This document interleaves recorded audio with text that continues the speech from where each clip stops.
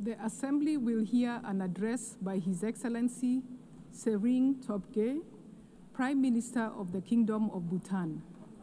I request protocol to escort His Excellency and invite him to address the Assembly.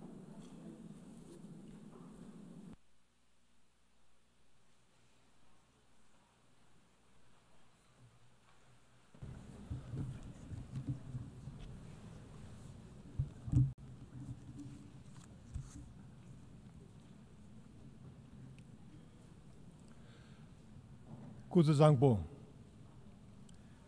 Madam President, Mr. Secretary General, Excellencies, distinguished delegates, I bring the warm greetings of His Majesty King Jigme and the prayers of the people of Bhutan for peace, harmony, and progress in our world.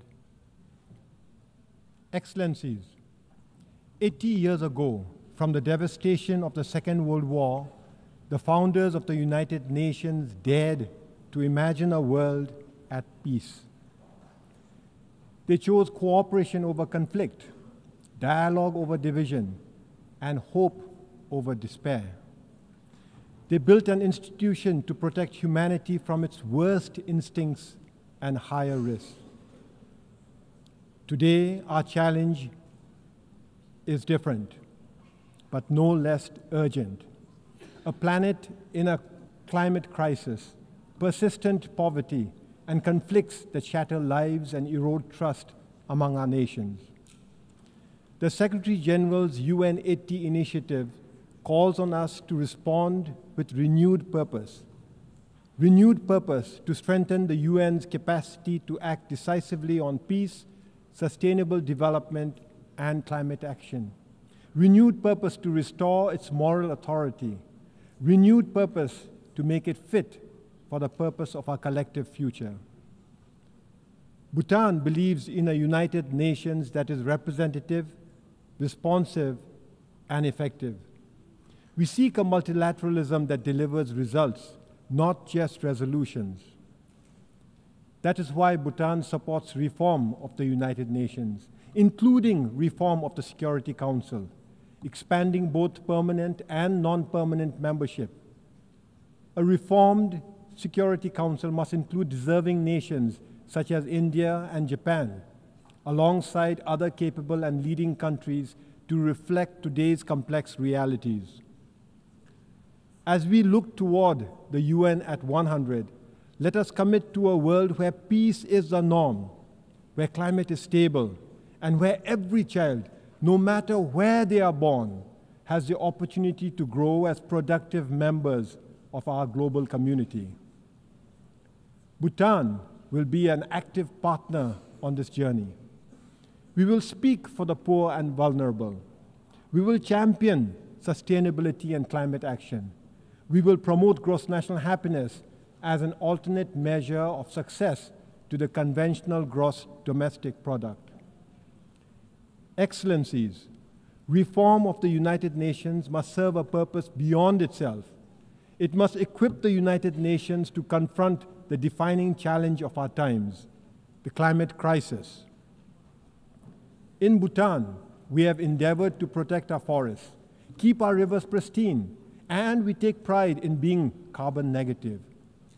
Each year, we sequester over 5 times more carbon than we emit, a contribution far exceeding our size and resources. Yet, we are already confronting the harsh realities of climate change. Our mountains are warming at nearly twice the global average. Centuries-old glaciers are shrinking at alarming rates. Rivers that once flowed steadily now swell unpredictably into destructive floods during the summer and often dry up in the winter. This is not a distant threat. It is here. It is now. And it demands immediate, urgent action. Every country must strive to reduce emissions and aim for carbon neutrality. This we know, yet global efforts remain far behind what the science demands. As of today, only 4 countries, Bhutan, Panama, Suriname, and Madagascar. Just 4 countries are carbon neutral. At COP29 last year, our countries came together. The 4 countries came together to launch the G0 Forum, a coalition of carbon neutral nations committed to accelerating climate ambition. Our message is clear. Net zero cannot be the finish line. It must be the starting point. Every nation must work urgently to slash emissions and achieve carbon neutrality. On our part, we will share best practices from forest conservation to sustainable agriculture. We will share technologies from renewable energy systems to low-emission transport. We will champion nature-based solutions because forests and wetlands are not just landscapes. They are like vital organs, the lungs, the kidneys of our planet. And we will push ambition beyond pledges. We will demand measurable results. We invite all countries and partners to join G0 in this noble effort. The science is unequivocal. The solution exists. The only question is, do we have the will? Excellencies, while reform of the United Nations and urgent climate actions are essential, this alone will not be enough. We must now reimagine the future we want. According to the United Nations, over half of humanity now lives in urban areas. And by 2050, nearly 70%, close to 7 billion people, will call cities home. Cities drive over 80% of global GDP, but they also account for more than 70% of energy-related carbon dioxide emissions. This makes cities both the engines of innovation and the front lines of our greatest challenges. Challenges like unsustainable consumption, environmental degradation, and rising inequality. We face a choice. We can keep building cities that consume more than they give, or we can reimagine and redesign our cities that heal, that sustain, that uplift. 50 years ago, Bhutan offered the world gross national happiness, an alternate approach to development. Today, under the visionary leadership of His Majesty King Jigme, Bhutan offers the world an alternate approach to urban living, the Gyealfu Mindfulness City, a city founded on the values of sustainability, harmony, spirituality, and the ideals of gross national happiness. The Gyealfu Mindfulness City is a special administrative region that is already taking shape in Bhutan. With executive and legislative autonomy, as well as an independent judiciary now established, preparatory works are already underway and economic clusters are being advanced. The Gyealfu Mindfulness City is not an idea on paper. It is a living project in action. The Gyealfu Mindfulness City will not be a city of glass towers and unchecked sprawl. Instead, it will be a place where modernity and tradition meet, where nature is the foundation of urban living. Powered by renewable energy, built with sustainable materials, and designed for low-carbon living, it will offer inclusive housing, green public spaces, and meaningful jobs.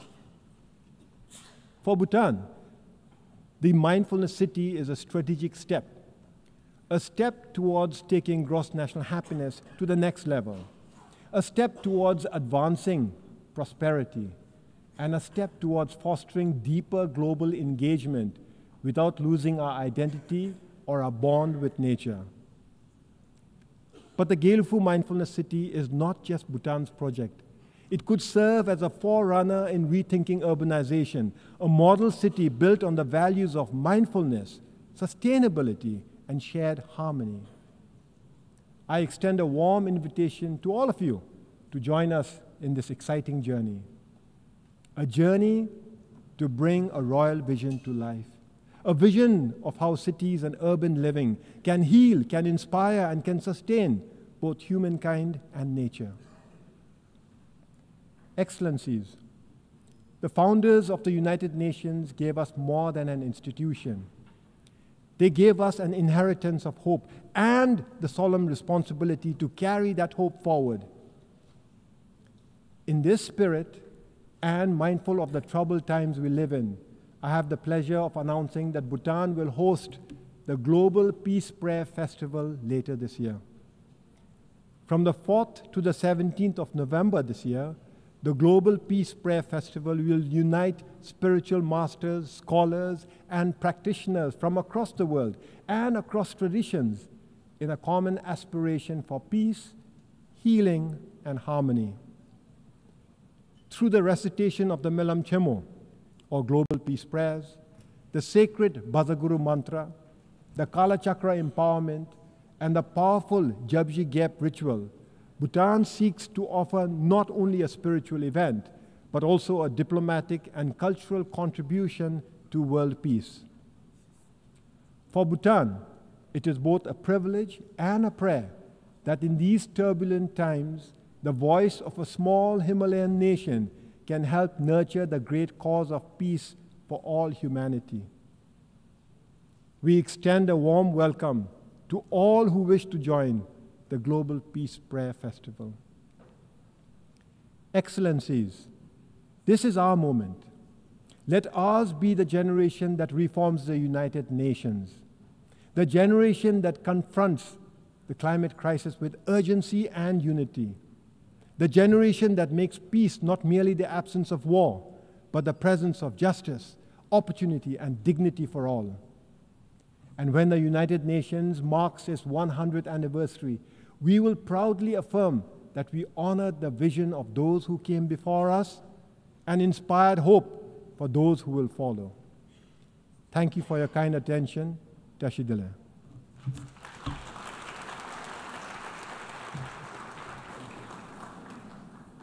On behalf of the Assembly, I wish to thank the Prime Minister of the Kingdom of Bhutan.